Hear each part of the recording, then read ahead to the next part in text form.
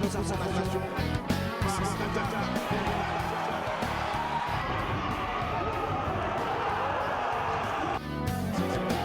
Et 14 aussi.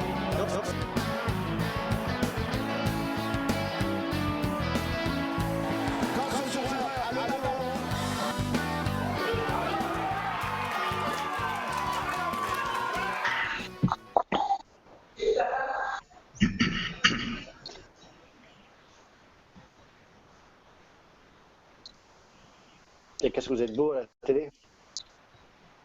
Eh, tu te tais, Steve. Les météo Canal 10.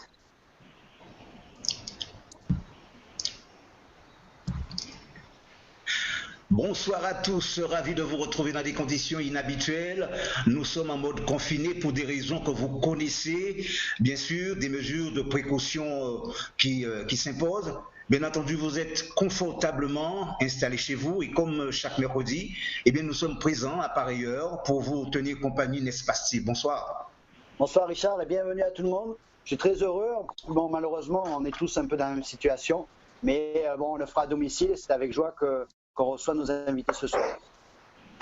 Alors, au rang des invités, justement, eh bien, il y a Barbara Logiste qui est psychologue. Bonsoir. Bonsoir à vous Étienne, bonsoir également, bonsoir la population. Bien sûr. Alors, nombreuses sont les questions qui sont posées par les téléspectateurs, et ça on le sait, confinés chez eux. Nous allons bien sûr tenter, pourquoi pas, de les réceptionner ou de réceptionner les appels. Et dans le cas contraire, tout simplement, Gaël qui est présent sur le plateau, qui est présent donc depuis chez lui, il nous fera le plaisir, bien sûr, de prendre vos messages que vous allez pouvoir nous envoyer par WhatsApp ou alors carrément sur la page Facebook. Gaël, que de cœur matin, justement c'est de toi que je parle. Tu es de l'autre côté de l'Atlantique et tu es, j'ai envie de dire, tu es en contact direct avec nos compatriotes sportifs, singulièrement les footballeurs qui sont dans le monde, tout comme nous tous d'ailleurs, ils sont confinés, j'ai envie de dire, chez eux. Bonsoir Gaël. Bonsoir à toute la population et bonsoir à tous les auditeurs de Canal 10. Alors, dernier invité, évidemment, dans cette émission, Joël Lambert, coach sportif. Tout le plaisir pour nous que tu sois en direct pour tes conseils précieux, comme d'habitude. Bonsoir, Joël. Bonsoir à toi, Richard, et bonsoir aux invités. Et bien évidemment, bonsoir aux téléspectateurs de Canal 10. Voilà, alors tout le monde est en place, nous allons commencer cette émission. Alors Barbara Logis, quelles conséquences cela peut avoir, puisque je rappelle que vous êtes psychologue, quelles conséquences que cela peut avoir, bien sûr, j'ai envie de dire, sur le plan physique de chaque individu? Si vous voulez, le confinement, il a des conséquences en effet sur le plan physique par rapport à l'inactivité. Donc il faut absolument que les personnes ne puissent pas le subir et éventuellement mettre en place un rythme de vie, des pratiques qui leur permettent de rester actifs, de se maintenir en forme pour justement ne pas se laisser aller dans cette situation de confinement. Oui, par cette situation de confinement, puisque cela fait un moment que ça dure. Et est-ce que vous pensez que vivre autant de jours dans cette situation, selon vous, qu'est-ce qu'il faudrait que les gens fassent justement pour ne pas rester bloqués? Il y a déjà, dans un premier temps, il faut pouvoir l'accepter, je pense. Il ne faut pas chercher à résister. Ça, c'est très important. À partir du moment où les personnes vont accepter cette situation, elles vont pouvoir s'adapter, trouver des solutions qui leur permettront de s'adapter et de mettre en pratique des activités physiques qui leur permettront, comme je le dis, de mieux gérer sur le plan psychologique et puis physiquement, de rester en activité, de repenser une certaine manière de vivre. Et, voilà. Alors, Il y quand a, on parle, évidemment, il y a un oui, énorme retour. Je suis oui, désolée. je me rends J'entends compte pas très effectivement bien. qu'il y a un Oui. retour qui est très désagréable. Hmm. Je ne sais pas de quel côté. Alors, si quelqu'un, alors s'il y a quelqu'un qui est justement, s'il y a quelqu'un qui a la télé allumée, bien l'idéal ce serait tout simplement de l'arrêter carrément. Je crois que ce serait l'idéal. Voilà. Donc, alors, allez-y, Madame Abara. Donc voilà, donc après, il faut que ces personnes puissent continuer à vivre selon un rythme de vie qui soit adapté à cette situation, c'est-à-dire savoir se lever à des heures fixes, mettre en place des temps de vie en commun, mais aussi sur le plan personnel, garder un petit temps pour soi. Donc, garder un temps pour les loisirs, toujours dans le cadre du confinement, hein, je dis, hein. C'est-à-dire, ça peut être une petite pratique sportive quotidienne qu'on fera seul ou voilà, ou alors ou à deux, mais vraiment en respectant les distances Oui. dans ce cas-là. Et ça peut être aussi des activités en ligne qui nous permettent de garder certains réflexes au niveau cognitif, être proche, parler à ses proches à travers tout ce qui peut être les réseaux, les nouvelles technologies, tout ce qui est visioconférence, les appels téléphoniques. C'est très important, donc, mais de le faire régulièrement, quotidiennement, que ce soit une espèce de rituel. Après, il y a aussi le fait de, si vous voulez, on parle beaucoup de solidarité, mais il y a aussi le soutien entre les personnes, prendre des nouvelles de l'autre, du voisin, au-delà de ses proches, mais aussi de ceux qui nous entourent, s'encourager mutuellement. Tout ça, ce sont des choses qu'on peut mettre en pratique quotidiennement, vraiment. Oui, parce que c'est vrai, on a plutôt tendance à parler des personnes de certain âge, je veux dire, mais et pour les enfants, par exemple, parce que pour les enfants, là aussi, ça devient un petit peu difficile pour eux. Pour les enfants, bon, c'est vrai qu'il faut, dans un premier temps, leur expliquer le plus simplement possible. Et puis après, il faut être présent pour répondre à leurs questions, parce que les enfants, dans un premier temps, ils vont écouter l'explication, ils vont laisser passer du temps, et puis après, ils vont revenir avec leurs questions personnelles. Et c'est à ce moment-là qu'il faut être à l'écoute pour pouvoir trouver les mots pour répondre parce qu'à travers ces questions-là, il y aura peut-être des petites inquiétudes qui sont tout à fait naturelles. Faut toujours chercher à rassurer, même si nous, on est quand même dans une situation vraiment exceptionnelle, donc on peut avoir des doutes aussi, mais quand on transmet à l'enfant, essayer d'être le plus rassurant possible.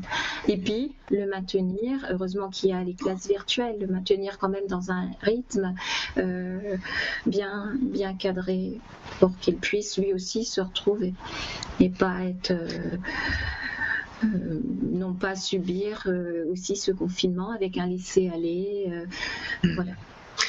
Est-ce que vous recevez des appels des gens qui vous disent qu'ils sont un petit peu dans la détresse, par exemple, chez eux, dans ces moments difficiles? Alors, les appels que je peux recevoir, ce sont surtout des patients qui étaient déjà fragilisés, hein. C'est-à-dire on sait qu'ils sont vulnérables et que cette situation de confinement va avoir un impact sur leurs affections par rapport à. Et donc, c'est important de rester à l'écoute, de les aider à trouver une forme d'apaisement, leur permettre également de trouver des solutions qui sont personnelles, puisqu'il faut s'adapter. La solution d'un ne sera pas celle de l'autre, donc vraiment on est sur du cas par cas et il faut être au plus proche et à l'écoute. Oui. Alors, ce qui est un petit peu dommage, c'est que nous ne pouvons pas réceptionner les appels, puisque c'est un sujet qui est très important, mais malheureusement, nous n'aurons pas la possibilité de pouvoir réceptionner les messages. Avant de passer la parole à Steve, alors Gaël, est-ce que nous aurions peut-être un message sur Facebook ou alors peut-être sur WhatsApp, par exemple?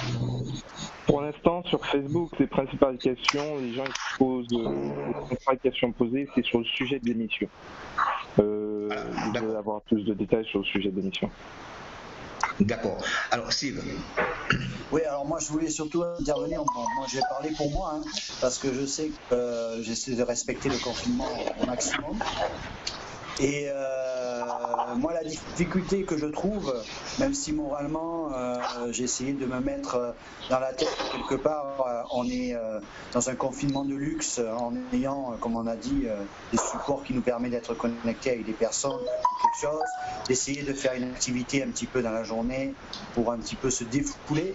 Mais souvent, j'ai rencontré, parce que moi je suis allé par exemple une fois par semaine à peu près faire des commissions, mais à chaque fois j'avais ce côté comme si j'étais un peu étourdi, pas bien, donc un pied lourd à peser. Donc malgré que je me disais, bon, c'est la situation qui fait, mais c'est vrai qu'au bout de 3 semaines, on commence à ressentir, alors physiquement et psychologiquement quand même des difficultés. Moi je dis par rapport à mon expérience personnelle. Donc j'essaye de diversifier un petit peu mes occupations parce que, comme on dit, on va faire du sport tous les jours, mais il faut avoir la motivation qui vous dit bon, je fais le sport pour quelque chose. Mais moi j'essaie surtout de diversifier un petit peu les activités. Oui, c'est important. Logiquement, s'appuyer.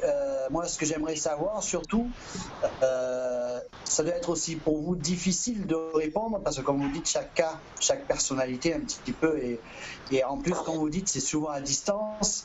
Donc, c'est vrai que comment actuellement vous avez mis en disposition pour pouvoir répondre, par exemple, à vos clients ou vos amis, quoi, particulièrement. Alors, si vous voulez, par rapport aux patients, bon, on envoie un message en leur disant très clairement que nous sommes présents, nous sommes à l'écoute. En cas de besoin, qu'ils peuvent appeler, qu'ils ne restent pas avec leurs angoisses seuls à essayer de faire face à partir du moment où ils sentent que vraiment ils ne peuvent plus, plutôt de passer à l'acte, plutôt de faire quoi que ce soit qui serait ouais, surtout que si en général ils sont déjà très fâcheux, ouais, surtout que s'ils sont déjà oui, tout à fait. Donc il y a un suivi qui doit être permanent, quoi. Voilà, tout à fait. Et puis même ceux qui le souhaiteraient et qui ont besoin d'une écoute psychologique, bon, c'est vrai, il y a les numéros verts, je rappelle, hein, mais ils peuvent aussi aller tout simplement dans l'annuaire et contacter les psychologues. Normalement, on doit répondre. Voilà. Alors, après, il faut. Après, j'entends ce que vous venez de soulever. Alors moi, je suis plus aussi entre. Je dis aussi souvent que la situation, elle est vraiment particulière et donc forcément, il faut être à l'écoute de soi. Et il ne faut pas forcément vouloir absolument positiver tout le temps. Il y a un temps pour être positif, il y a un temps pour aussi se dire mince, voilà, c'est costaud, c'est lourd. Hein, il faut ce temps aussi pour se le dire. Et puis après, bon, on plonge pas, on passe aussi, voilà, on va vers, on dédramatise un petit peu, mais il faut ces phases aussi où on est vraiment dans la réalité et en connexion avec ce qui se passe. Et là, bon, on peut pas tout le temps rester positif. Hein, bon, il y a quand même de l'incertitude en face et on sait qu'il y a eu un début. Forcément, il y aura une fin. Quand, comment, les conséquences. Là, point d'interrogation. Donc, voilà. Oui, alors justement, avant de poursuivre, juste pour répondre un petit peu à la question posée concernant la question qui a été posée sur Facebook, ça pour connaître un petit peu le thème de l'émission, je crois que c'était bien ça, Gaël, c'est ça? Oui, c'était bien ça. J'ai une autre question. Oui. Oui, Donc, alors justement, le thème de l'émission, on va d'abord répondre. Le thème de l'émission, c'est d'abord parler de la psychologie, puisque nous faisons une émission sportive. Certes, nous parlons de la psychologie, puisqu'il y a la psychologie aussi dans le sport, c'est clair. Et puis, en deuxième partie de cette émission, eh bien, pourquoi pas, parce que puisque nous parlons de football, nous allons rester dans le contexte, c'est-à-dire toujours parler de football. Et surtout, je l'ai dit, d'entrée de jeu, tu as fait un très bon travail du côté de l'Angleterre avec les ultramarins qui sont là-bas, et puis singulièrement avec Dimitri Cabaret. On reviendra là-dessus tout à l'heure avec ce long reportage que tu nous as fait. Donc, alors, Gaël, la deuxième question. La deuxième question, la plupart des médias et tout ce qui est recommandations est très axé sur les enfants de plus de 3 ans, parce qu'ils ont la capacité de communiquer. Mais quelles sont les instructions pour les enfants de moins de 3 ans qui n'ont pas la capacité de communiquer, qui sont en phase de développement et qui se retrouvent confinés sans pour autant avoir des repères, parce qu'ils demandent tous les jours est-ce que je vais à la crèche, ou ils demandent est-ce que je vais voir mon ami. On n'entend pas parler d'eux, alors que c'est dans cette phase qu'ils vont être beaucoup plus bousculés et qui auront un impact énorme sur leur développement, mais jusqu'à maintenant personne ne parle d'eux. C'est pourquoi justement j'ai dit tout à l'heure qu'on en parlait précisément d'ailleurs des personnes de certain âge, mais jamais des enfants, ça c'est vrai. Alors, Barbara, au-dessus de 3 ans. Alors, les tout petits, le repère principal des tout petits, bon, ce sont les parents. Il faut vraiment que les parents soient le plus rassurants possible. C'est une situation exceptionnelle. À chaque fois qu'il présentera une question du type quand est-ce que je vais à l'école, ou mes camarades, mes copains, j'ai envie de les voir. Bon, il faut essayer de les rassurer. Après, peut-être effectivement à travers les nouvelles technologies, si il y a des contacts avec les parents du petit en question, prendre des nouvelles de tout un chacun. Mais sincèrement, le repère, ce sont les parents pour les tout petits. Donc voilà. Oui. Les parents. Autre question peut-être, Gaël, pour l'instant, d'arriver sur. D'accord. Alors, justement, il y a une question qui est très importante puisque nous sommes dans une situation, je l'ai dit, extrêmement difficile. Il faut penser justement aux sportifs. Puisque nous parlons de sport sur cette télévision, dans le cadre d'ailleurs de cette émission, à savoir c'est le foot. Alors comment rassurer justement les sportifs? Parce que ça va être dur après pour reprendre la compétition. Comment les rassurer, Barbara? Comment les rassurer? Il y aura un après, c'est sûr. Il y aura un après. Et certainement de nouvelles décisions. Alors, ce qui était maintenu peut-être ne sera plus d'actualité et il va falloir se repositionner.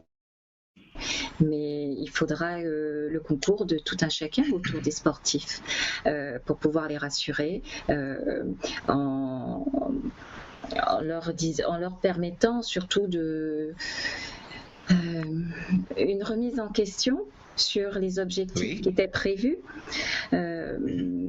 parce que forcément il y a certaines décisions ou certains objectifs qu'il faudra peut-être se détourner et prévoir un temps peut-être plus long pour y parvenir.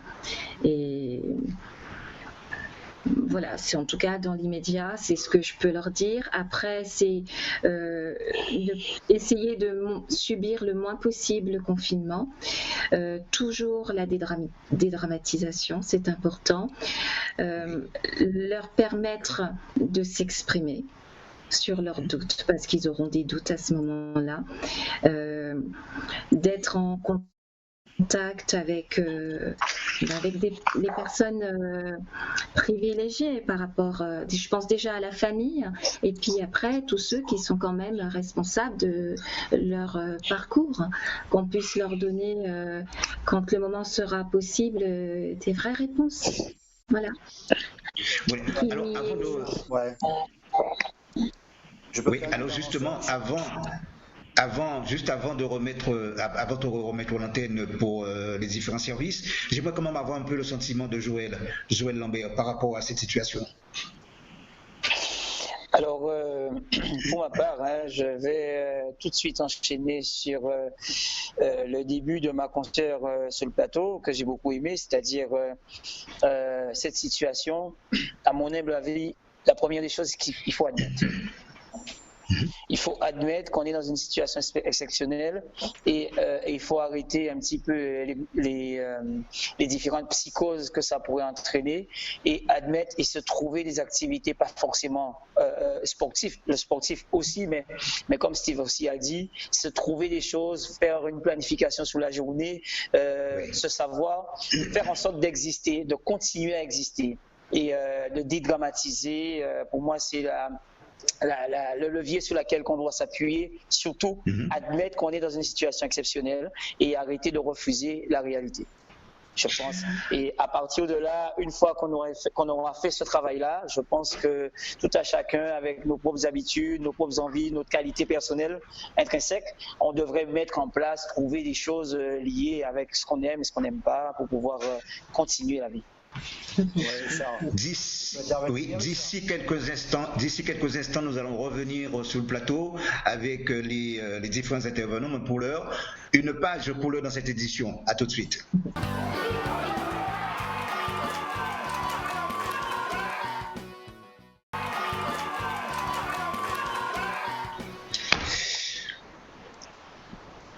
Retour en plateau avec les invités. C'est vrai que nous parlons de la psychologie, quel est votre comportement, comment vous vous trouvez dans cette situation.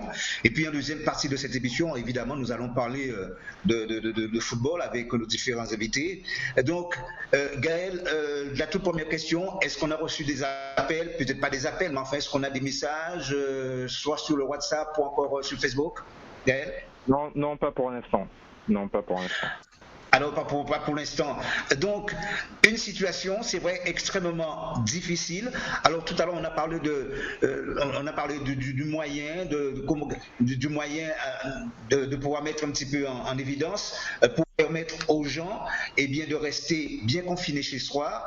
Barbara Logitz. Alors, selon vous, est-ce que les gens qui sont confinés véritablement chez eux, selon vous, ils se posent des questions, ils se disent, mais bon Dieu, quand est-ce que ça va se terminer? Vous n'avez pas cette impression? Bien sûr, il faut se poser cette question. Je pense qu'elle est tout à fait normale et adaptée à la situation.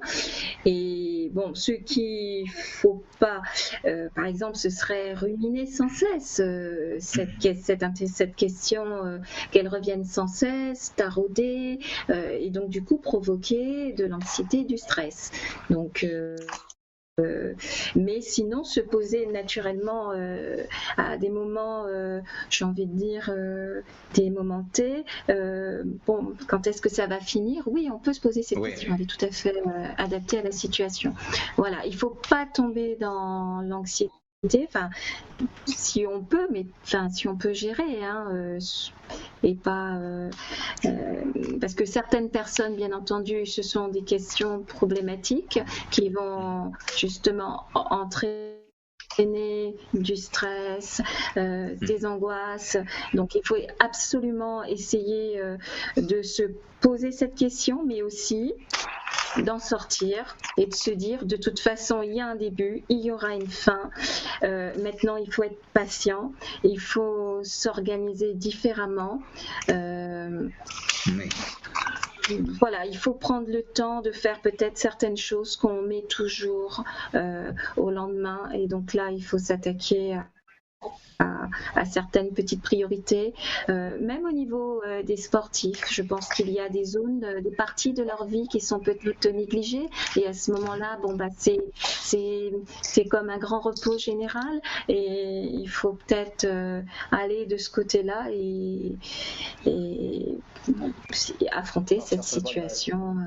Voilà. Joël, je crois que vous avez quelque chose à ajouter. Enfin, en tout cas, tu as quelque chose à ajouter, Joël. Non, pas forcément, parce que c'est la situation, comme tout le monde s'attarde à dire est vraiment pesant, mais je suis pour le moment d'avis similaire à ma consoeur, parce qu'il faut qu'on arrête un petit peu de remuer un petit peu le couteau. On connaît la situation, c'est de planifier, c'est d'organiser, c'est de prendre le temps de faire ce qu'on n'a pas le temps de faire en temps normal. Il y a toujours des choses à faire. La meilleure des choses, c'est de se conditionner pour se projeter sur la sortie de crise, si je peux m'exprimer ainsi, et entre-temps s'occuper. Mais Joël, je tiens à préciser, en dehors d'ailleurs de ton statut de coach sportif, tu es dans le milieu de la santé et tu es en relation permanente avec des patients. Quel est le mot qui revient le plus souvent? Alors, le mot, c'est-à-dire que pour parler honnêtement, les soignants ont aussi très peur. D'accord? Les soignants ont aussi très peur, mais je pense que le soignant doit rassurer avant tout, doit vraiment rassurer, doit donner de l'assurance aux patients. On doit encadrer. Malheureusement, on a choisi un métier qui reflète tout, on va dire, les malheurs.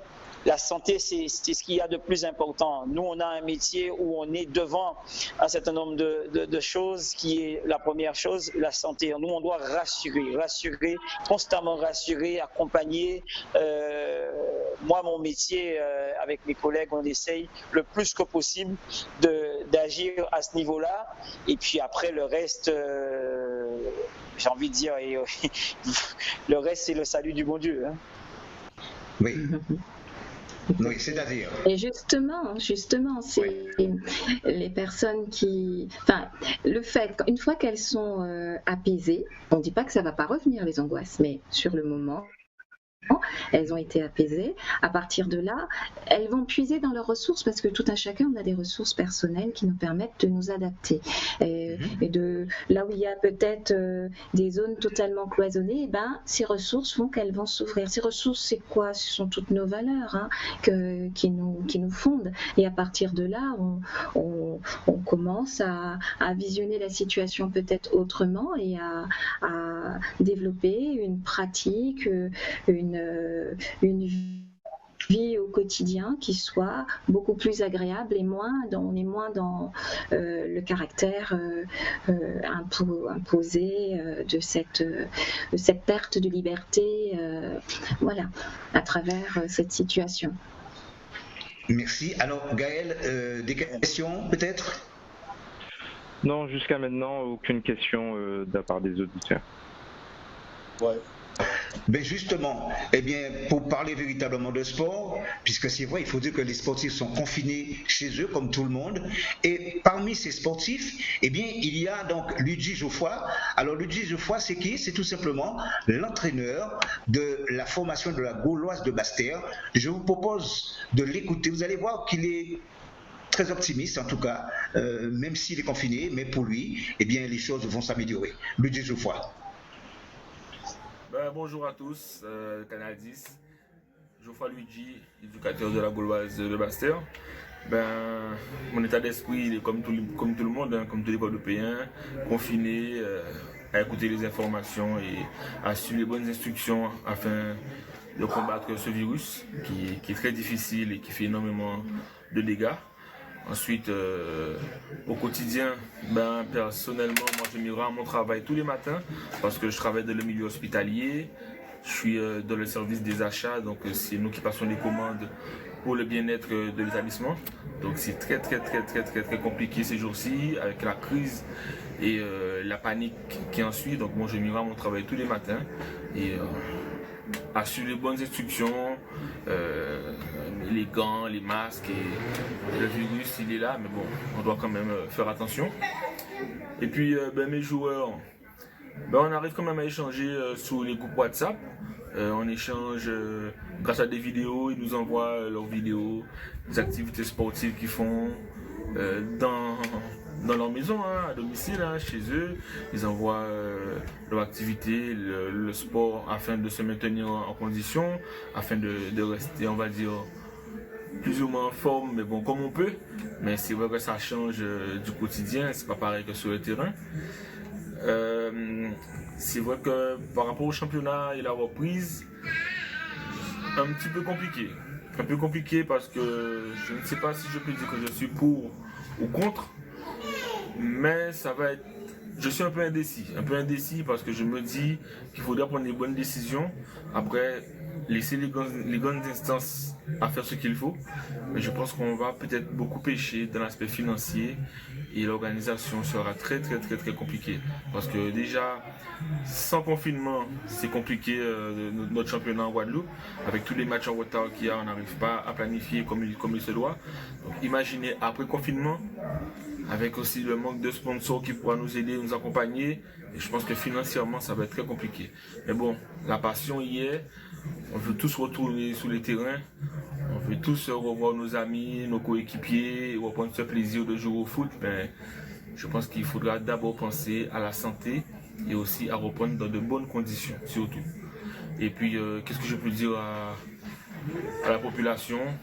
De suivre les instructions pour qu'on puisse reprendre la vie normale dans de bonnes conditions et que la santé elle est primordiale et ce virus c'est très compliqué, fait des dégâts mais nous montre aussi que nous sommes rien sur terre et qu'il faut se battre et puis voilà. Donc bon courage à tous et puis restez chez vous.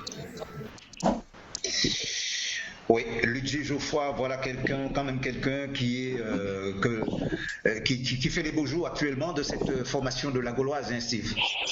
Oui, exactement. Bon, malheureusement, nous, on n'avait pas le retour, donc on n'a pas su entendre exactement ce qui a été dit. Après, je suppose qu'il a dû parler un petit peu de la période en ce moment.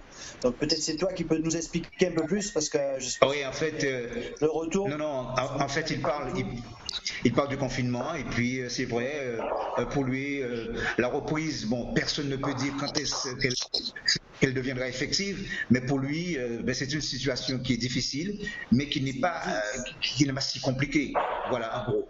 Mais enfin, bon, disons que la Gauloise, comme tout le monde le sait, la Gauloise est une équipe qui, bon, c'est vrai que tout le monde est confiné, tous les joueurs sont confinés, bref, mais bon, on aura l'occasion certainement de l'entendre à nouveau, surtout d'entendre de suivre un petit peu cette équipe de la Gauloise, surtout en ce qui concerne la reprise. Alors Joël, je reviens vers toi. Je rappelle que tu es coach, justement, coach sportif, et tu as des conseils précieux à donner aux sportifs, justement, dans cette période quelque peu difficile. Alors, j'ai manqué l'occasion tout à l'heure de te le dire. J'aurais préféré que tu m'appelles éducateur sportif. Je vais t'expliquer après pourquoi. Ben oui.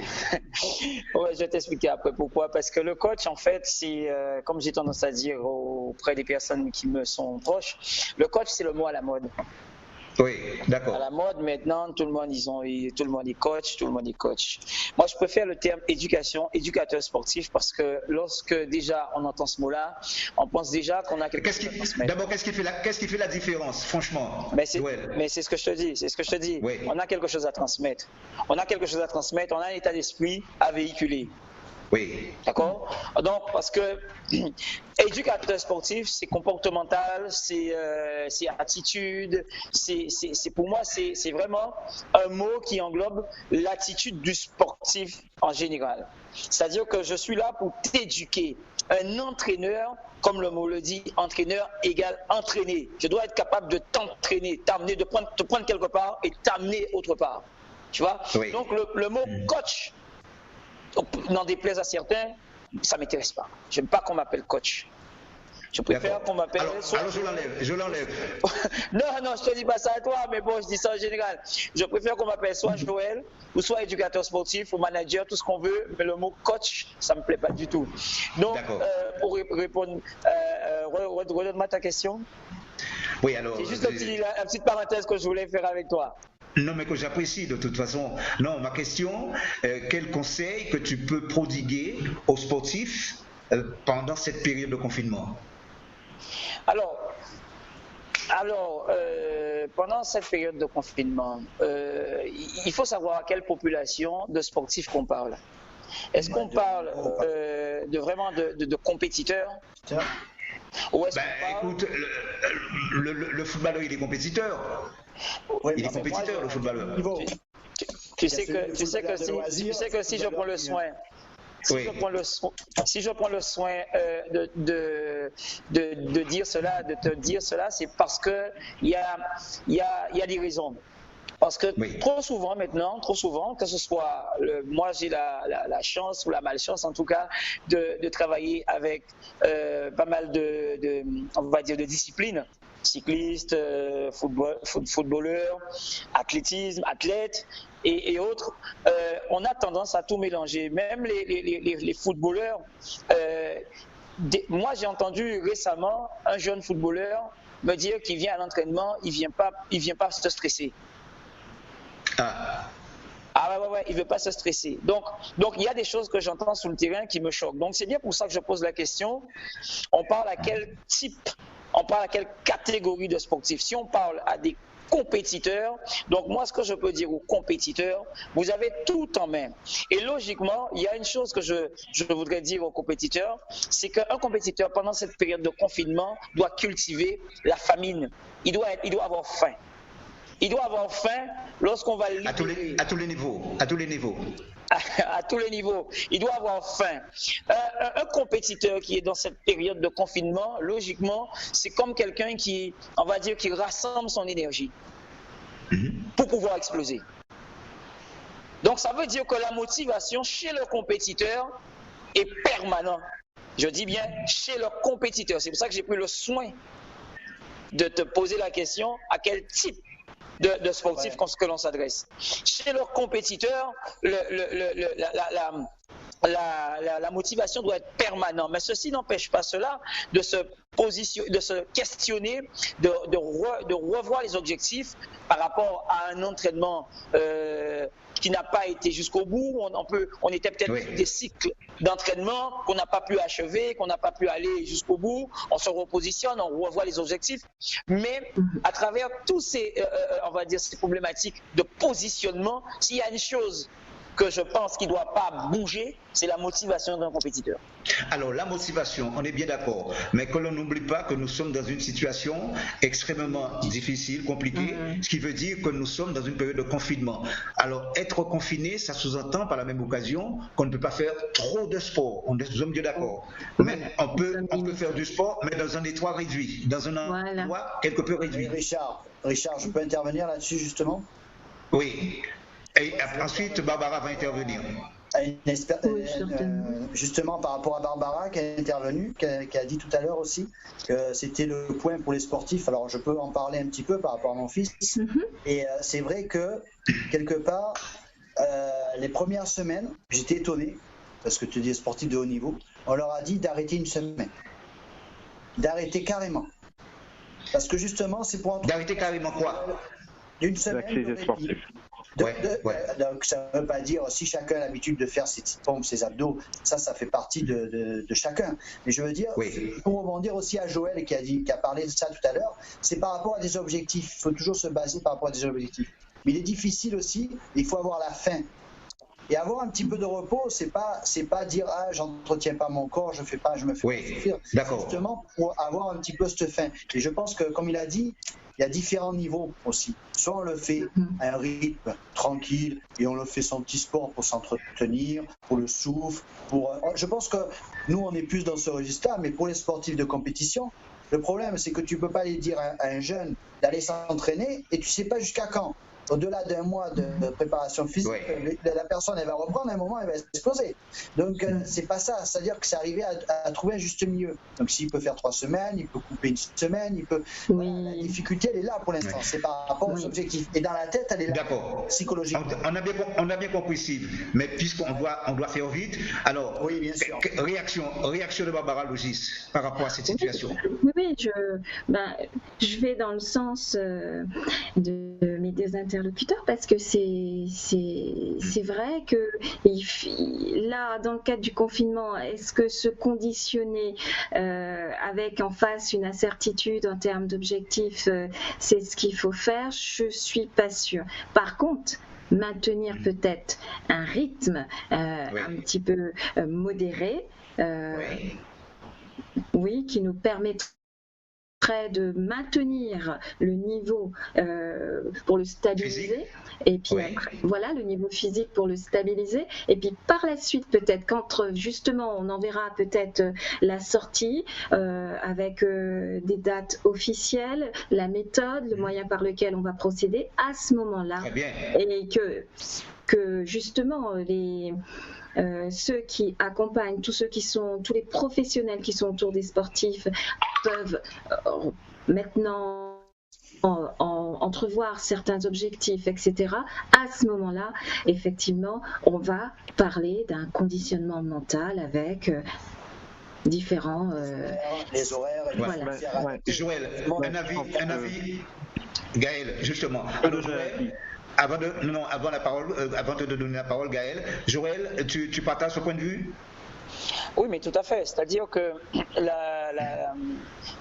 pour moi, un sportif, comme je dis, j'insiste, pour moi, un sportif a plusieurs fonctionnalités. C'est-à-dire que le mental, quand je parlais d'avoir faim, il faut que le mental soit toujours présent. Après, sur la préparation physique, lorsqu'on va parler de tout ce qui est physio, bioméca et tout ça, effectivement, il faut faire attention parce qu'on ne peut pas aller, comme je n'arrête pas de dire, on ne peut pas faire tout et n'importe quoi. Il faut être pointu sur une préparation qui concerne un athlète. C'est-à-dire que, vu l'incertitude dans laquelle nous sommes en ce moment, un athlète doit juste faire ce qu'on appelle de l'entretien, maintenir un niveau optimal, pas forcément optimal, mais maintenir un niveau de fonctionnalité de ses muscles, de ses capacités physiques, d'accord, de ses qualités physiques. On doit faire de l'entretien. Mais au niveau psychologique,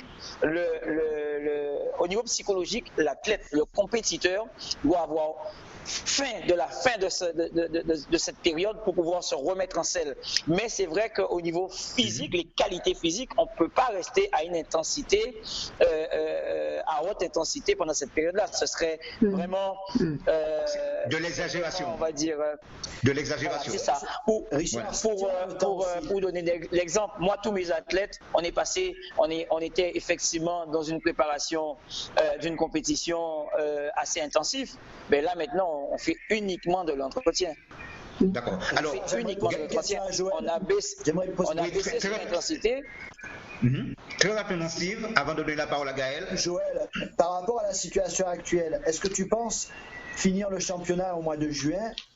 Est-ce que tu penses que c'est une bonne chose pour les athlètes? Alors, au championnat, par exemple, je parle régional, par exemple, le championnat amateur. Est-ce que c'est une bonne chose sur le plan physique, Steve, une bonne chose sur le plan physique. D'accord. Exactement. Alors, c'est compliqué là aussi. Là aussi, c'est compliqué d'y répondre parce que vous allez voir que les équipes de tête voudront finir parce qu'ils sont devant. Les équipes de milieu de tableau ou alors qui sont, on va dire, en bas de tableau, eux, ils seront plus pour d'arrêter là. C'est compliqué. Mais sur un plan physique, à mon avis, ça vaut pas le coup de finir le championnat. Voilà, bon, à mon avis. Et je crois que c'est l'avis de pas mal d'entraîneurs. Alors Gaël, maintenant. Moi, je pense qu'en métropole, ils risquent de faire partir avant, mais faire à huis clos. Moi, j'ai l'impression, parce qu'il y a tellement d'enjeux par rapport à les enjeux de droit télé, tout ça, qui sont tellement importants, que j'ai l'impression que dès qu'il y aura un avancé ou quelque chose, même ça sera à huis clos, il y aura peut-être un championnat qui se fera. Mais au niveau amateur, moi je pense qu'il ne faut même pas la peine. Je crois qu'au niveau de la fédération française, ils s'en occupent déjà, ils en parlent quotidiennement. Alors Gaël, tu voulais réagir? Moi je voulais juste rebondir, c'est qu'on parle beaucoup d'incertitude, mais il y a une certitude aussi qu'on a l'être humain, jusqu'à preuve du contraire, il n'y a pas eu d'extinction de l'être humain. C'est-à-dire c'est une étape de la vie, que ça fait des millions d'années que nous sommes sur Terre, et cette étape, nous allons la passer. Et je pense que maintenant, l'approche que nous devons prendre, c'est quelles sont les opportunités que nous allons entreprendre pendant cette période de confinement. Parce que j'entends beaucoup incertitude à gauche, incertitude à droite, mais c'est maintenant qu'une fois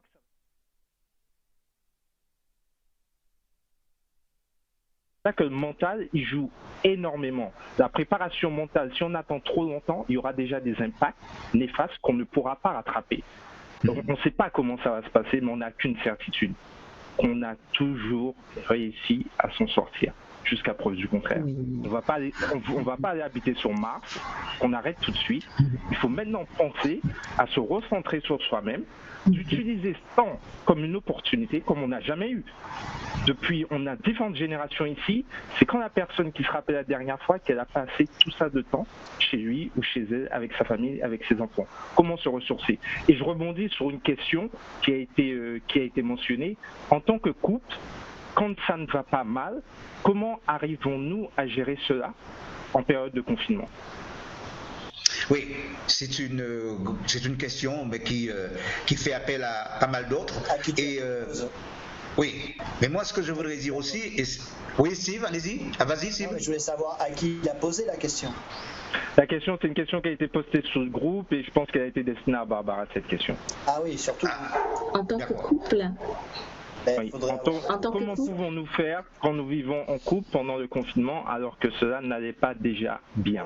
Comment faire ça? Oui, effectivement, c'est pas facile.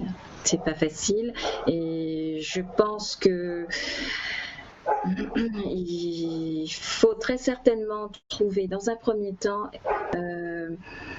du soutien, pouvoir en parler. Donc éventuellement appeler un psychologue, discuter pour prendre un peu de distance par rapport au problème et après mettre en place très certainement une discussion avec le conjoint. Et pourquoi pas se poser la question, est-ce qu'on peut entamer tous les deux un accompagnement de couple? Ça peut être une solution, c'est-à-dire on veut vraiment mettre des mots sur nos problèmes, affronter cette réalité plutôt que peut-être d'accumuler les disputes à la maison, de ne pas pouvoir s'écouter, se parler, dialoguer. Donc pourquoi pas faire intervenir un tiers? Ce serait une question à se poser ensemble et une décision à prendre ensemble. Mais à l'inverse aussi, justement, cette même question, on peut la poser puisqu'on s'est rendu compte et qu'il y a beaucoup de couples qui se retrouvent pendant cette période de confinement aussi. Aussi, et donc ça, je trouve que c'est merveilleux. Et au contraire, parce que nos préoccupations peuvent nous éloigner l'un de l'autre, donc on peut prendre de la distance par rapport à l'un, ne plus vraiment être attentionné au quotidien, et le fait d'être confiné, au contraire, ça rapproche. Nous nous rapprochons, nous nous écoutons, nous relativisons aussi nos problèmes, et je crois que tout le secret justement est dans cette capacité à pouvoir rendre vivant l'affection qu'il y a entre les deux personnes. Et le confinement peut être une belle expérience pour ces personnes-là. Oui, alors Gaël, justement je disais que tu étais de l'autre côté de l'Atlantique, précisément du côté de l'Angleterre, et que tu fréquentes beaucoup d'ultramarins là-bas, de sportifs ultramarins, et parmi lesquels que tu as rencontré tout récemment, eh bien Dimitri Cavaret, le fils d'ailleurs de notre ami Raymond Cavaret, et lui Dimitri, tu es rentré un petit peu dans sa, j'ai presque envie de dire, dans son intimité, et je crois qu'il t'a donné pas mal de conseils intéressants, n'est-ce pas Gaël? Tout à fait, parce que on rappelle aussi que le confinement, ça fait penser à une blessure. L'avantage de ce confinement, c'est qu'on peut toujours faire des exercices. Donc les joueurs, ils sont préparés mentalement, comme une blessure, qu'on ligament croisé, on se retrouve à la maison, on ne bouge pas. Eh bien, aujourd'hui, maintenant, ce confinement, c'est l'opportunité de se ressourcer, de se remettre en question, de pouvoir visionner et visualiser où la prochaine étape que nous allons accomplir. Et les joueurs, en fait, ils ont beaucoup d'encadrement, quel que soit au point mental, physique et alimentation. Et ce sont les trois éléments que je viens de mentionner qui impactent énormément la population lambda. Et c'est quelque chose que nous oublions et que nous devons surtout nous concentrer sur ces trois éléments pendant cette période de confinement, c'est-à-dire le mental. On a parlé d'éducateurs.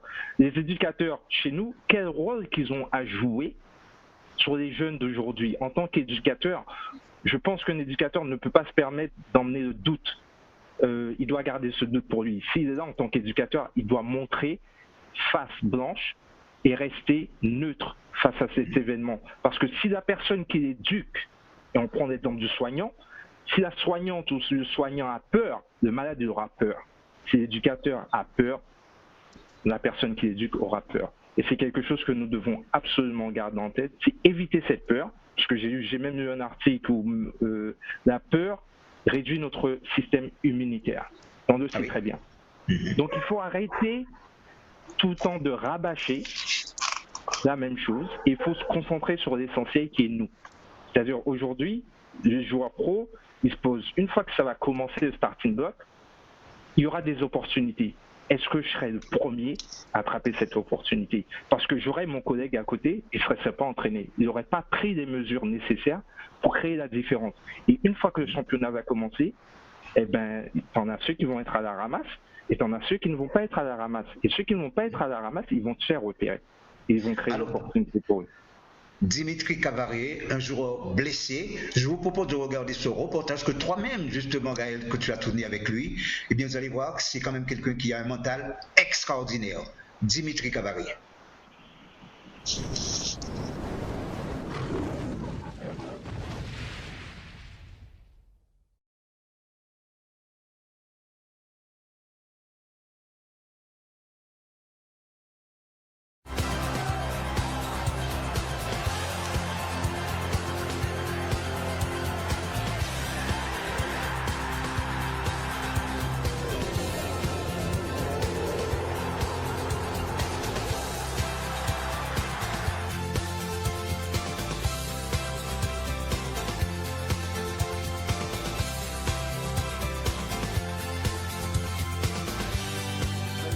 Alors, comment vas-tu? Ça va et toi? Ça va la forme, ça fait plaisir de te voir. Alors, comment ça se passe ton confinement? Ça va, ça se passe bien, c'est un peu ennuyeux, mais bon, on fait avec, hein, on n'a pas le choix. Et la famille? La famille, ça va, j'essaie de les appeler un peu tous les jours, j'essaie de leur dire de rester à la maison, parce que là-bas, le virus, il est dangereux, il fait ravage. Ouais, j'imagine bien. Et en Suisse, alors, comment ça se passe avec la gestion de ce virus et tout ça par rapport à vous, les joueurs, comment vous vivez ça dans le groupe? Bah, dans le groupe, nous, le truc, c'est que notre championnat, il s'est arrêté beaucoup plus tôt que à peu près tous les championnats. Au début, on était un peu, on se posait beaucoup de questions. Après, quand on a vu l'ampleur que ça prenait, on a continué à s'entraîner, mais au final, depuis avant, on voulait déjà arrêter, vu que le virus il devenait de plus en plus dangereux. Mais bon, là, tout le monde est confiné, je pense que tout le monde est rentré chez soi. Moi, je suis à Paris, là. D'accord. Ouais, donc voilà. Histoire de ne pas passer le confinement tout seul et rester proche avec les amis. Parce que tu sais, moi là-bas, j'ai pas encore d'appartement et tout, vu que je viens d'arriver. D'accord. Donc là, j'ai préféré rentrer à Paris, sinon j'aurais passé mon confinement dans une chambre d'hôtel tout seul. Donc, ouais, ça vaut pas le coup. C'est chiant, ouais. Ouais, j'imagine bien. Mais en termes de mental, ça doit. Pour moi, en fait, mon confinement, c'est avec la famille. Le petit qui court un peu partout, mais on essaie de faire avec. Mais mentalement, alors, toi, comment tu te sens mentalement? Parce que tu viens d'arriver, on se retrouve direct, tu as eu le temps de faire, je crois, tu as eu le temps de te trouver sur le banc une fois, tu as eu le temps de faire un entraînement. Et bam, ça tombe sur toi comme ça. Là. C'est le destin. Hein. C'est vraiment, on dira, faut t'as pas de chance. J'arrive. Après, je n'étais pas qualifié tout de suite. Au final, j'étais dans le groupe contre Lugano. D'accord. Je suis pas rentré, j'étais pas encore vraiment fit, j'étais pas encore totalement prêt à jouer. Ok. Et je pensais après jouer parce qu'on avait des gros matchs qui arrivaient, tout ça, le premier, tout ça. Donc je me suis dit, je vais jouer. Et ils ont arrêté le championnat. Mais bon,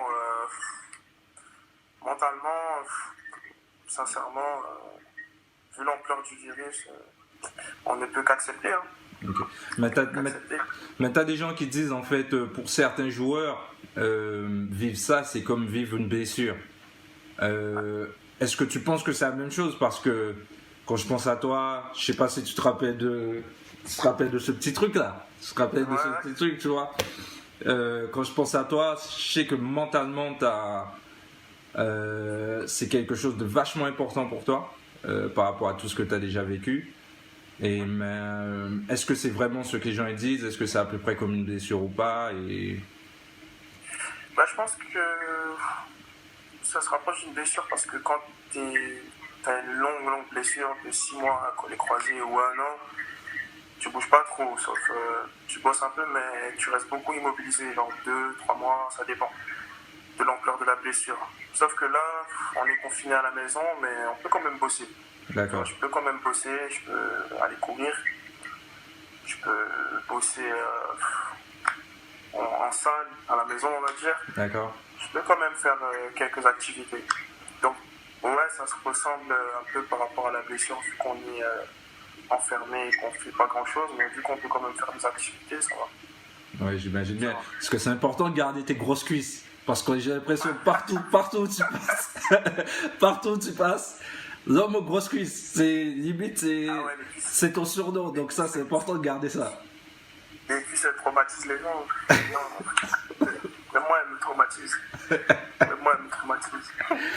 Mais j'ai pu voir aussi que tu as gardé la petite touche anglaise, fit, keep me fit. Mais quand tu arrives à Sion, comment le groupe t'a reçu? T'as parlé de maintenir la forme. Quels sont les petits trucs que tu fais pour maintenir la forme? Et l'alimentation aussi, c'est quelque chose d'important. Donc comment tu gères tout ça? Est-ce qu'il y a des instructions au niveau du club ou pas? Ou est-ce que vous recevez des... Comment tu gères ça? Déjà, comme tu m'as posé la question de quand je suis arrivé à Sion. Quand je suis arrivé à Sion, c'était complètement différent de l'Angleterre. Parce que je retournais... dans un pays où ça parle un peu français, tout ça. D'accord. Sauf que dans l'équipe, il y a beaucoup de joueurs de toutes les horizons. Ça parle anglais, ça parle français, ça parle japonais. Ça fait... je suis arrivé, ils m'ont bien accueilli, vraiment. Au niveau de l'anglais, ouais, j'aime bien un peu parler des fois anglais avec les mecs de l'équipe, ceux qui parlent anglais, pour ne pas oublier mon anglais, pour continuer à approfondir ça, tu vois. Après, ouais, voilà. D'accord. Ouais. C'est donc, comme je disais mentalement, le truc que j'admire quand je te vois, quand je te regarde, quand je te suis, c'est l'évolution que tu as pu faire. Mais aussi, des fois, je me pose des questions quand je vois, après 1 an, tu es venu en Angleterre, tu as passé tes premiers 6 mois. J'ai suivi l'histoire, c'est comme si c'était suivre Star Wars. C'est cavalier de fils. Je me suis dit, il sort de blessure, il peut passer en première ligue. Finalement, il n'est pas de fils, il se retrouve à Barnsley. T'es à Barnsley, championnat anglais, tout le monde connaît ce que ça représente. Plus important, le niveau 2. Vous retrouvez rétrogradé. Et te voilà, tu recommences une saison à 0. Parle-moi un peu, qu'est-ce qui se passait dans ta tête match après match pour qu'au final, je redis, le championnat anglais, pour que tu puisses te retrouver parmi l'équipe type de son championnat après 18 mois dans le championnat d'Angleterre? Déjà, comme tu dis, je devais signer à Huddersfield, après je signe à Barnsley. Mentalement, en vrai, j'étais à Rennes de base. Je jouais pas trop, vu que je revenais de blessure et tout. Au final, j'ai fait un essai à Huddersfield. Je devais signer. Au final, par rapport à la visite médicale et tout, ils ont hésité. Donc, Barnsley, ils m'ont appelé avec l'ancien CIO, c'était Gauthier Ganaï. D'accord. Il m'a appelé, donc j'ai dit OK. Après, t'as pas de chance, on est rétrogradé, ouais. Et à partir de là, moi, dans mon plan de carrière et dans mon idée du foot, parce que je pense du foot, je ne pensais jamais jouer devant me dire je suis en 3e division anglaise à 23, 24 ans, tu vois. Ouais.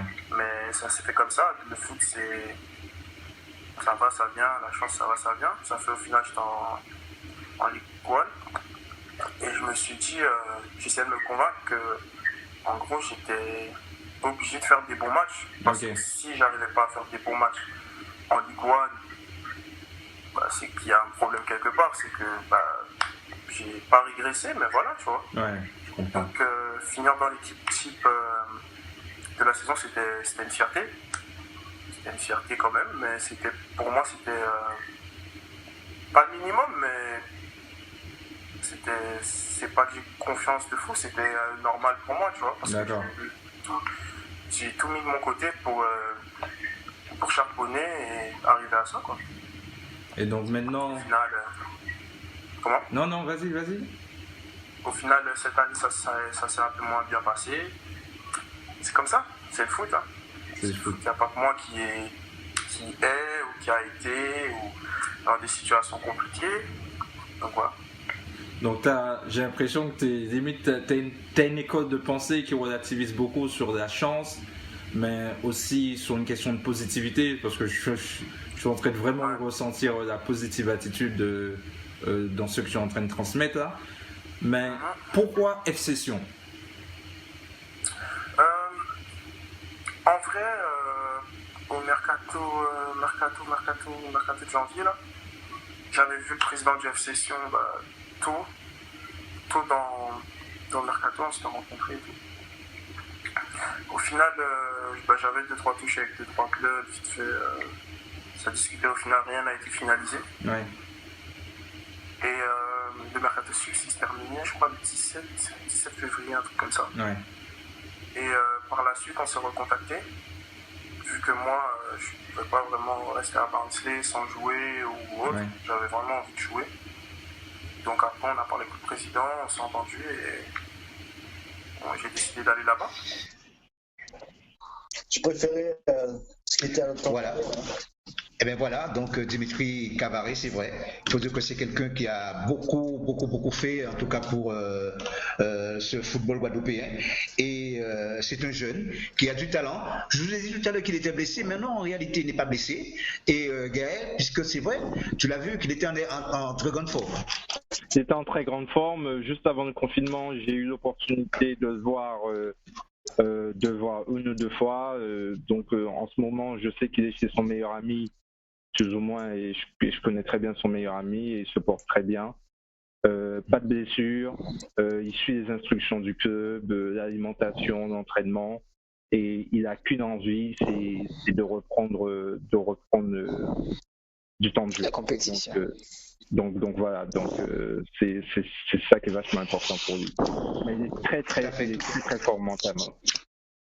Alors, des images, c'est vrai que nous en avons souvent. D'ailleurs, tu nous envoies régulièrement nos différents tableaux dans le cadre de nos championnats. Alors, KS Caraïbes Sport, puisque tu es le patron, qu'est-ce que tu nous prépares encore dans ton prochain numéro ? Donc, dans le prochain numéro, j'ai sorti, on parle beaucoup de mental. Donc, la version électronique, elle est là. Donc, ce numéro, principalement, il parle du mental. Est-ce que le mental est la solution à notre performance ? Parce qu'on se rend compte quand on regarde nos matchs, que ce soit Guadeloupe, Martinique, Guyane, nous faisons des petites erreurs à des moments d'inattention, et ça peut nous coûter un match. Et ça fait partie du mental. Le 5e numéro, pour l'instant, je garde, mais il y a un entretien qui va sortir bientôt sur notre page Facebook, qui va être de Mathias Coureur, un joueur martiniquais. Ah oui. Certains d'entre vous ont entendu parler, mais ce joueur, encore une fois, mentalement, il est suivi par un coach mental, mais il est très très fort. Il a fait 12 clubs, et il a fait 6 pays. Je dis bien 6 pays, mais 6 pays carrément à l'ouest. Hein. Il a fait l'Asie, il a fait les pays de l'Est, il a fait l'Espagne, il a fait la France, et il a même joué en Martinique. Donc le mental, nous l'avons. Tout dépend comment nous voulons développer et comment nous voulons l'exploiter. Merci beaucoup. En tout cas, messieurs, nous sommes arrivés au terme de cette émission. Alors Steve, on va d'abord commencer avec Joël pour la conclusion, très rapidement. Alors la conclusion, qu'est-ce que je peux vous dire d'autre, hein, que nous, amis sportifs, justement, on parlait de mental, et à nous de mettre en place. Et avant de finir rapidement, Gaël, tu as dit quelque chose que j'ai beaucoup apprécié quand tu parlais du rôle de l'éducateur sportif. L'éducateur sportif, lui aussi, se doit de véhiculer cette image d'assurance et de ne jamais laisser de faille, mais jamais laisser de faille. Si un éducateur sportif montre des signes de faiblesse, c'est tout son château derrière qui tombe, l'éducateur sportif ou entraîneur, manager. Donc c'était juste pour revenir sur ça et te dire que vraiment je partage cette idée-là à 200%. C'est toutes les personnes qui sont, on va dire, des fers de lance, hein, des gens qui apportent quelque chose. Vous devriez vraiment avoir ce comportement de potomitan et ne pas laisser signe de faiblesse. Et donc c'est pour ça souvent que je dis, que j'ai aussi dit que j'étais pas un coach, j'étais un éducateur sportif, car de mon comportement, de mon attitude doit jaillir beaucoup d'assurance. Et c'est cette même philosophie que je partage, en fait, que je véhicule au sein de mon travail qui est soignant à côté.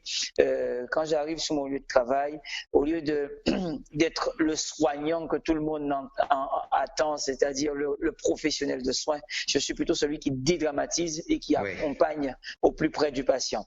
Donc voilà, c'était juste le petit aparté que je voulais faire rapidement. Et concernant la situation auquel nous vivons, je dirais tout simplement, je reprendrai le même mot qu'au départ. Mesdames et messieurs, soyez juste, admettez. Il faut admettre une situation qui est compliquée pour tout le monde. Et nos amis sportifs, on l'a dit, on l'a répété, le mental doit être votre... Sans votre mental, vous avez beau être fort physiquement... Le leitmotiv, voilà, carrément. Voilà, c'est votre mental. L'ami sportif de compétiteurs, les compétiteurs, votre mental doit être constamment avec vous. Et n'oubliez pas ce qu'on a dit. On a dit quelque chose de très important, l'alimentation, l'entretien et bien évidemment, encore une fois, le mental. Et monsieur, je suis en fait, entre guillemets, à la tête d'une association de personnes lambda. Je tiens aussi à dire à toute cette population-là que ce confinement-là aussi, c'est aussi un moment où vous êtes confronté à vous-même, où il n'y a personne pour vous dire de faire ceci, de faire cela. C'est à vous de vous remettre en question et d'essayer en tout cas de partir sur des certitudes, pas des incertitudes, des certitudes. Je suis comme ça, mais je veux être comme ça. Quand ceci va se terminer, je vais être comme ça, je veux aller de l'avant. Voilà. Merci beaucoup Joël. Et puis malheureusement, Barbara Logis nous a quittés simplement parce qu'elle avait une urgence. Mais enfin, vos amis téléspectateurs, je reste persuadé que vous avez beaucoup apprécié son intervention. Gaël. Mot de la fin. Donc, comme je l'ai mentionné, on a beaucoup parlé du mental, mais il faut se donner une vision, et la vision et l'objectif qu'il faut se dire, il faut au moins sortir de ce confinement avec quelque chose de concret. Et je pense que c'est le message que j'ai vraiment envie de laisser dans la tête des téléspectateurs. Pour le reste, vous savez, vous pouvez nous suivre sur YouTube, Facebook, et je continue. Mais le plus important, c'est de sortir à la fin de ce confinement avec quelque chose qu'on a toujours voulu faire, on n'a pas pu le faire, et de profiter de cette occasion pour le faire. Parfait. Steve. Ouais, Richard, je pense qu'ils ont tout dit. Hein. On va dire en fait de profiter encore, comme il a dit, d'aller chercher au plus profond de soi, de profiter de ce moment, de se reposer aussi, parce que tout le monde parle aussi des activités, de se reposer, de se reconstruire et de pouvoir repartir, que lorsqu'on va lâcher un petit peu les lions, de repartir sur des bonnes bases en quelque sorte. Donc c'est vraiment un moment, comme on l'a dit, inédit. Et il faut essayer de s'en servir. Et je pense que tout le monde aura le mot après, au moment de la reprise, et prendra conscience aussi du plaisir et de la joie de vivre qu'on a encore à profiter. Merci messieurs, merci à Barbara Logis, merci aussi ses amis téléspectateurs pour ces moments que nous avons pu partager avec vous. Nous serons présents mercredi prochain, si Dieu nous garde la vie. Je crois qu'il faut quand même employer ce mot, puisque c'est un mot bien chez nous. En tout cas, très très bonne soirée, c'est ce que je peux vous souhaiter, nous pouvons vous souhaiter, et à très bientôt sur l'antenne de Canal 10 Sous-Voix. Au revoir.